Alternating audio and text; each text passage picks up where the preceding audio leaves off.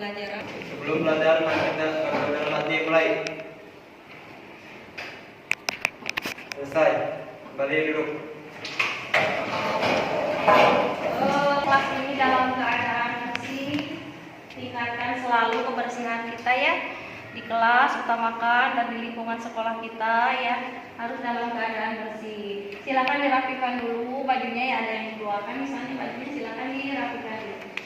Dulunya ada yang ini silakan dirapikan.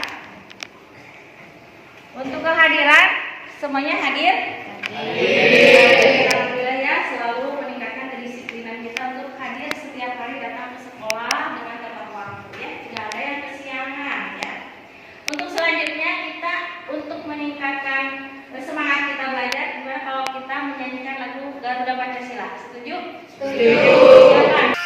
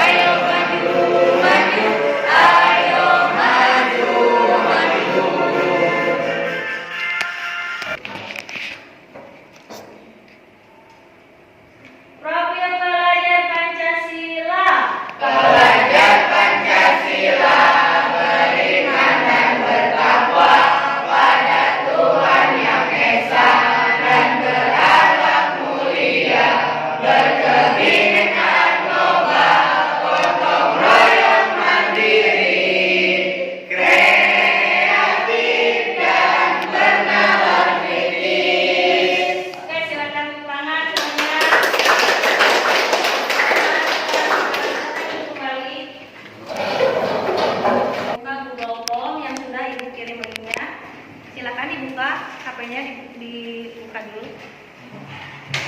Google Form-nya hanya sedikit, berapa pertanyaan. Apakah Anda tahu tentang norma, jenis-jenis norma? Kalau tidak, ya bilang tidak. Kalau tahu, klik ya. Sudah semuanya? Sudah. Silakan kembalikan lagi ke HP-nya. Oke, untuk selanjutnya dalam pembelajaran ini kalian harus aktif ya, semangat. Pembelajaran ini berbasis masalah, jadi nanti diskusi mengenai norma dan Undang-Undang Dasar Negara Republik Indonesia tahun 1945. Semua kalian harus aktif berdiskusi untuk mencapai tujuan pembelajaran kita. Materi yang minggu lalu kita telah mempelajari hukum. Apakah hukum itu merupakan norma? Ya. Hukum itu merupakan norma atau aturan ya. Aturan yang dimana norma hukum itu sanksinya lebih tegas dan tidak pandang bulu ya. Semuanya harus mentaati norma, terutama norma hukum. Ada berapa norma? 4.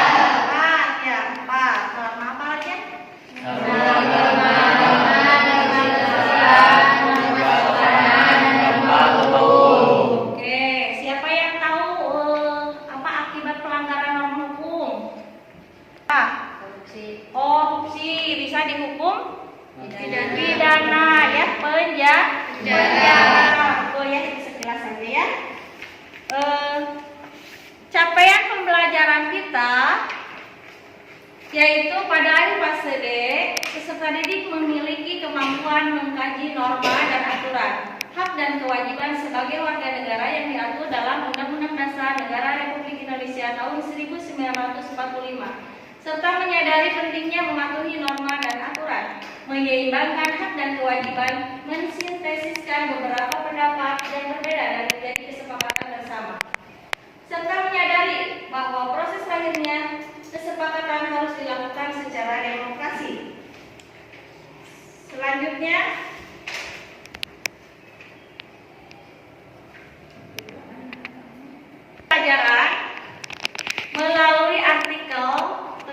mentaati norma-norma, peserta didik dapat menjelaskan pengertian norma dalam bermasyarakat dengan baik dan benar. Melalui gambar kasus, peserta didik dapat mengidentifikasi nilai pentingnya norma dalam kehidupan bermasyarakat dengan baik dan benar. Melalui diskusi kelompok, peserta didik dapat menganalisis jenis-jenis norma dan sanksi pelanggarannya dengan baik dan benar. Melalui presentasi kelompok, peserta didik dapat menunjukkan contoh-contoh pelanggaran norma dan sanksinya dengan percaya diri. Bagaimana? Sudah tahu ya, ada gambarannya sedikit-sedikit ya. Jadi norma itu ada berapa tadi? 4. Ya. Baiklah, untuk selanjutnya kita akan membagikan LKPD. Kita akan berdiskusi nanti bagi kelompok menjadi berapa kelompok ini? 3 kelompok. Oke, silakan membentuk kelompok dulu. Ya, nah yang mana kelompoknya? Kelompok 1 yang mana? Yang ini. Kelompok 2 ini ya. Kelompok 3. Oke. Kelompok 3 ya. Sini ada LKPD.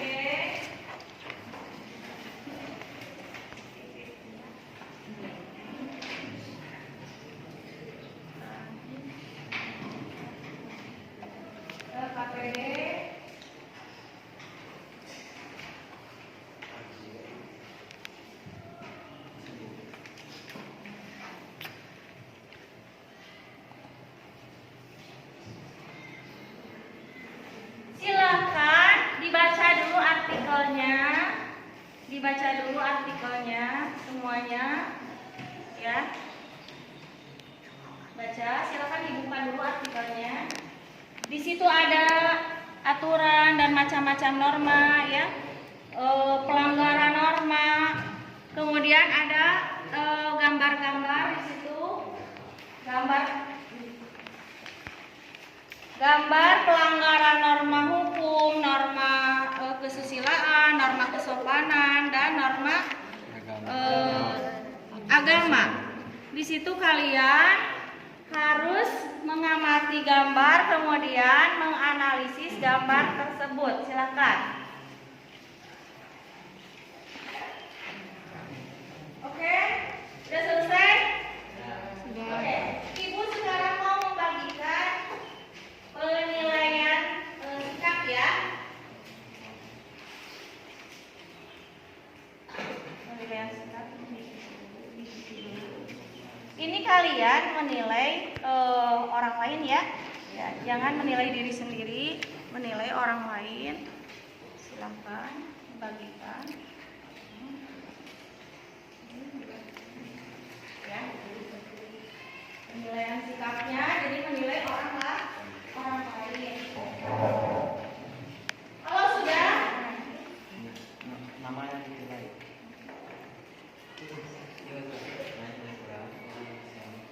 kalau sudah, silakan diskusikan. Diskusikan dengan teman. Amati gambar tersebut, kemudian analisa gambar tersebut. Ayo, ada yang ditanyakan? Kelompok 3. Ada yang ditanyakan? Ya, ini termasuk pelanggaran hukum. Nanti di sini ya kamu menuliskan norma, termasuk norma apa, pelanggarannya seperti apa, karena apa, ya. Silakan. Masih, Bu. Ya. Ada yang bisa? Ada yang ditanyakan?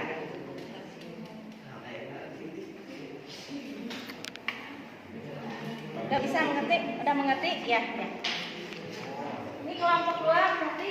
Ada yang ditanyakan? Mengerti? Oke. Ya.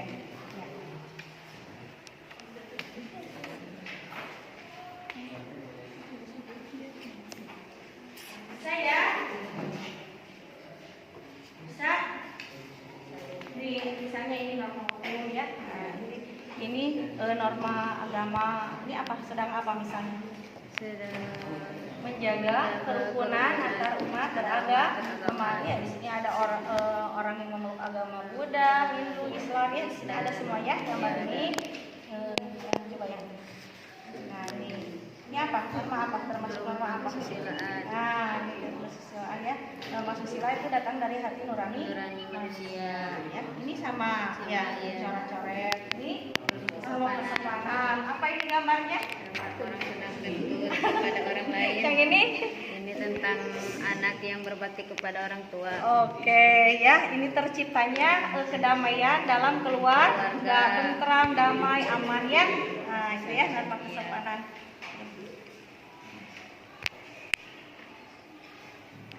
Sudah semuanya? Sudah berdiskusi? Sudah? Oke, selanjutnya kita akan mempresentasikan ya. Oke, silakan ke depan. Ke depan yang mewakili kelompoknya.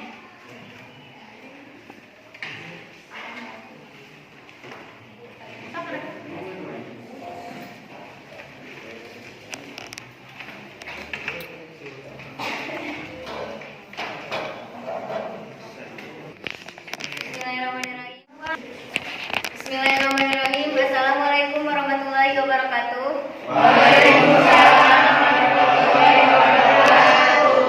Perkenalkan, saya dari kelompok 1 akan mempresentasikan hasil diskusi mengenai norma dan Undang-Undang Dasar Negara Republik Indonesia tahun 1945. Yang pertama, saya hanya akan membahas norma agama.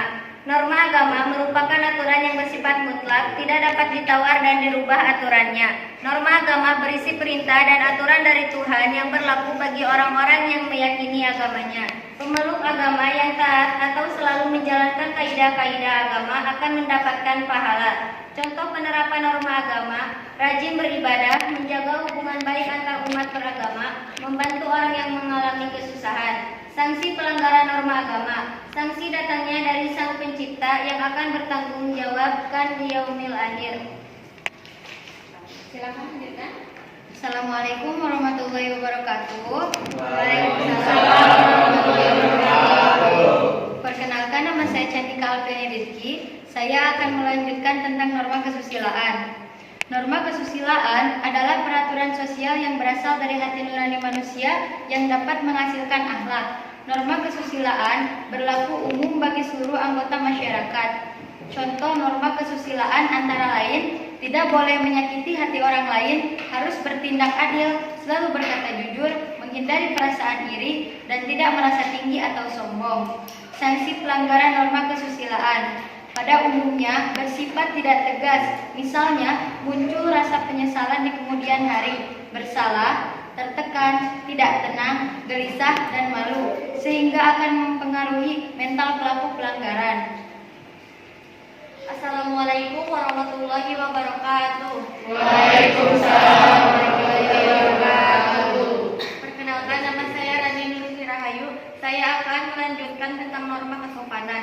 Norma kesopanan adalah peraturan sosial yang mengarah pada cara seseorang bertingkah laku secara wajar dalam kehidupan bermasyarakat. Norma kesopanan selalu mengedepankan asa kepantasan, kepatutan, dan kebiasaan yang seharusnya berlaku dalam kehidupan bermasyarakat. Contoh norma kesopanan yaitu menyapa atau memberi salam jika bertemu dengan guru atau orang tua, memberi atau menerima sesuatu dengan tangan kanan dan mengucapkan terima kasih, bertegur sapa, bertutur kata, cara berpakaian yang sopan, dan menghormati orang yang lebih tua. Sanksi pelanggaran norma kesopanan berupa celaan, cemoohan, dan dikucilkan dari pergaulan. Assalamualaikum warahmatullahi wabarakatuh. Waalaikumsalam warahmatullahi wabarakatuh. Saya akan melanjutkan mengenai norma hukum. Norma hukum adalah merupakan norma yang berisi perintah dan larangan yang dibuat oleh pihak berwenang atau negara dan berlaku bagi seluruh warga negara tanpa kecuali. Dalam arti, hukum tidak pandang bulu. Norma hukum bersifat memaksa. Contoh penerapan norma hukum: setiap warga negara wajib membayar pajak, mematuhi peraturan lalu lintas saat berkendara, tidak melakukan korupsi, dan lain-lain. Sanksi pelanggaran norma hukum: 1. Pelanggaran yang dilakukan akan dikenakan sanksi pidana atau denda. 2. Pelanggaran dapat dikenakan pidana mati. Yang ketiga, mendapat sanksi sosial jika melanggar norma adat. Yang keempat, sanksi psikologi. Apakah adanya yang ingin dipertanyakan? Saya warahmatullahi wabarakatuh. Waalaikumsalam warahmatullahi wabarakatuh. Perkenalkan, nama saya Najwa Fauzia Fauzia. Saya akan bertanya, mengapa norma diperlukan dalam kehidupan sehari-hari? Terima kasih. Najwa. Karena dengan adanya norma menciptakan rasa aman serta kontrol sosial, menciptakan ketertiban dan keadilan dalam masyarakat. Norma sebagai aturan atau pedoman dalam kehidupan bermasyarakat. Norma berperan untuk mengatur yang baik dan benar. Apakah cukup jawaban dari saya? Patuhi ya, karena merupakan pengatur perilaku kita dalam kehidupan sehari-hari. Ada lagi? Itu yang pertanyaan. Silakan. Assalamualaikum warahmatullahi wabarakatuh. Waalaikumsalam warahmatullahi wabarakatuh. Perkenalkan, nama saya Imran Rosadi. Saya akan bertanya, jenis pelanggaran norma apakah yang sanksinya lebih berat? Terima kasih. Baik, saya akan menjawab pertanyaan dari Imron. Yang paling berat adalah sanksi norma hukum.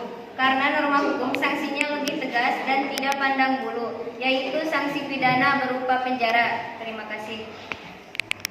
Imran, apakah ini norma hukum itu harus betul-betul dipatuhi ya?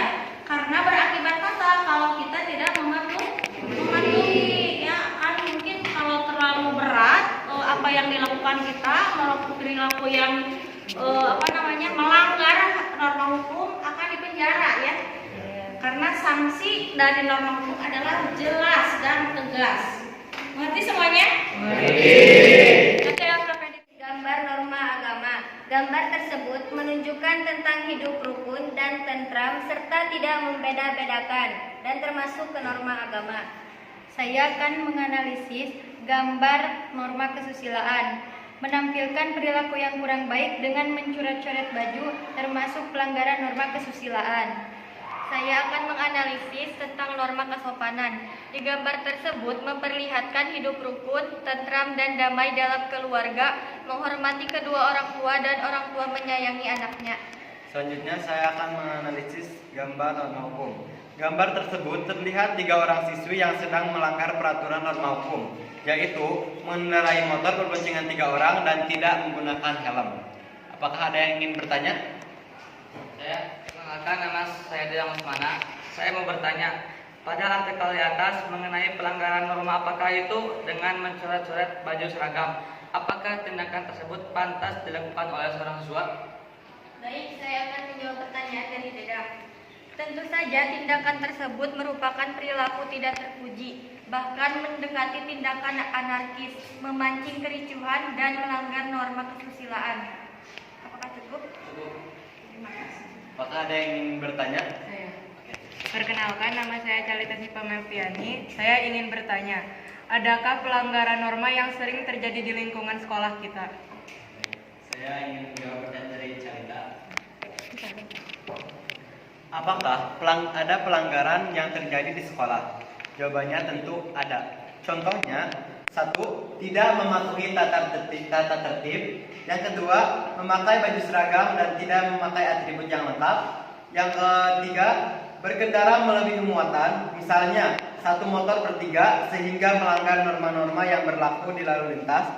Yang keempat, ada juga yang merokok di lingkungan sekolah. Apakah jawaban dari saya cukup? Ya, saya ingin menambahkan ya. Jadi pelanggaran norma yang ada di sekolah itu tentunya banyak ya. Banyak terjadi hampir setiap hari. Banyak, ada yang terlambat datang ke sekolah. Ya, itu adalah pelanggaran tidak mematuhi tata tertib. Misalnya di kelas aja memakai topi, padahal topi itu hanya di luar kelas dipakainya. Itu adalah contoh pelanggaran kecil ya. Belum lagi pelanggaran-pelanggaran yang bersifatnya ada pelanggaran tinggi tingkatannya ya. Kalau kayak memakai topi di kelas itu hanya pelanggaran yang ini ya, yang rendah gitu ya.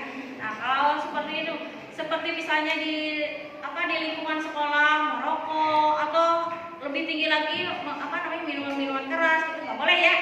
Mungkin ini jarang terjadi ya di sekolah kita.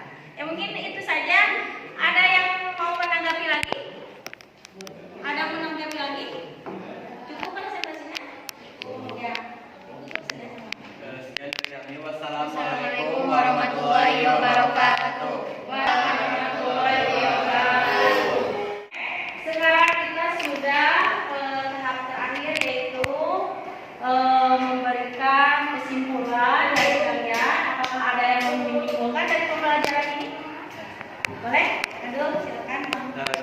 pada hari ini, kita dapat mengetahui dan paham tentang norma. Yang kedua, dengan adanya norma, perilaku kita diarahkan pada perilaku yang baik.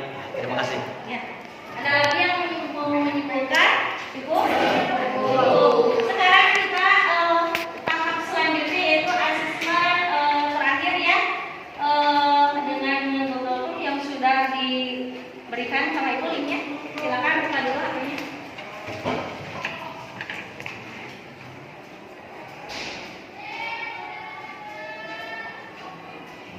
Sudah? Kalau sudah silakan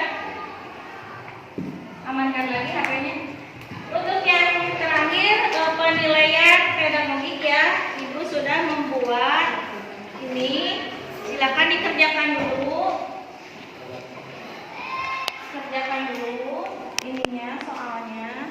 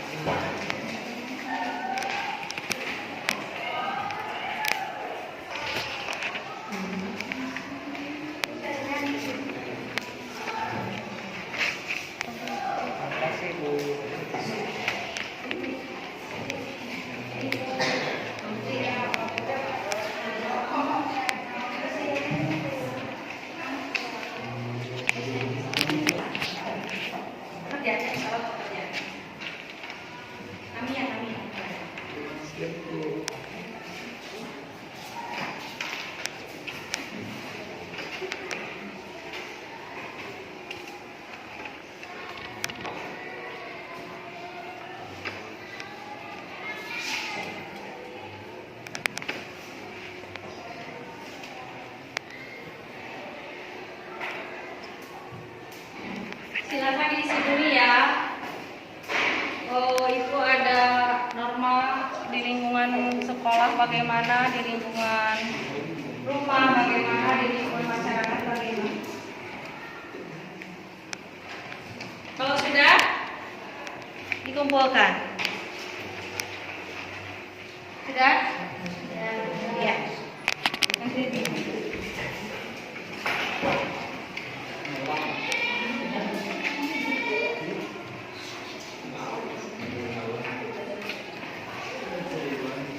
Kolektif kumpulkan.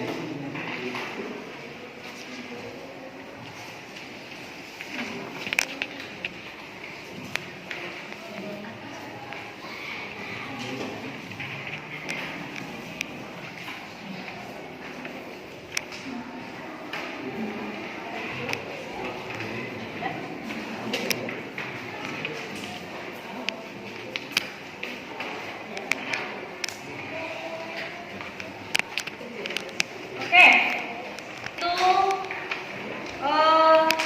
membuat refleksi ya, refleksi. Silakan ada yang mau refleksi dari pembelajaran norma dan undang-undang. Boleh? Pertama, dengan pembelajaran berbasis masalah, belajar jadi lebih paham dan menarik.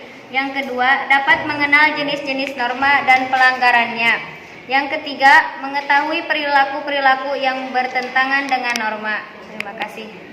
Dan alhamdulillah ya pembelajaran telah selesai. Mungkin minggu depan kita akan mempelajari apa yang belum kita ketahui. Sekarang untuk terakhir doa tutup ya, silakan dipimpin oleh satu orang. Siap berdiri. Siap berdiri. Sebelum pulang, mari kita berdoa dalam hati. Mulai. Selesai. Kembali dulu.